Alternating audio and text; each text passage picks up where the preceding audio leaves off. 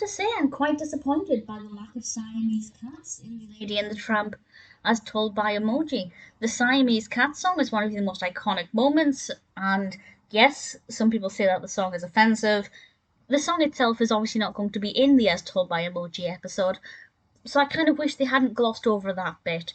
Other than that, I think this is a pretty decent retelling, and what I love is actually at the very beginning when you have the emoji of the little box that lady comes in, because for me that is one of my all-time favorite bits of Disney animation and also illustration. It's in the Grolier book, the little pink colored box that she's in, and then Jim Deere gives Darling the puppy in a box, which you should never give a puppy as a present, but it works out with Lady. And I'm pleased that they incorporated that. And I think the telling is pretty easy to follow. You find out that Darling is having a baby. I love the use of the pregnancy app that they incorporate into this. Lady gets into a bit of trouble. Why? Well, the Siamese cats aren't in it, so goodness knows why. We don't actually know why. They've omitted that little bit, and I found that to be very peculiar. Lady just got into trouble of her own accord instead, which I thought was quite unusual. And once Lady gets into trouble, of course, we get to meet Tramp more as a character, and it gets a little bit heartbreaking because it becomes pretty obvious that Lady is being kidnapped. She's in a lot of danger. And just in case you haven't seen Lady and the Tramp, I won't spoil it too much, I won't go into any more detail.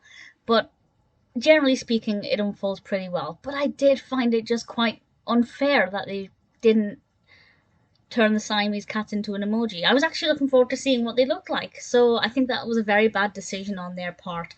Everything's far too sensitive and too PC. Nobody takes offense to that. Not like the animation of a Siamese cat emoji. Nobody's going to take offense to that, so I don't know why they missed it. So the narrative is not as good as it could be, because it misses out some key plot points.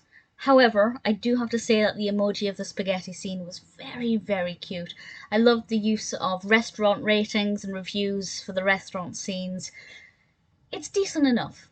It's a decent retelling of a popular story, but unfortunately they ruined it by missing out a key explanation, and instead it just makes Lady look like she is a bad dog who breaks things and messes everything up. So actually they've completely changed the perception of the character. And that's not a good thing. I don't know what they were thinking. It's not perfect. It's cute. It's fun. But if you've never seen Lady and the Tramp before, please do not watch this first, because it will not give you the correct impression of what the film is like.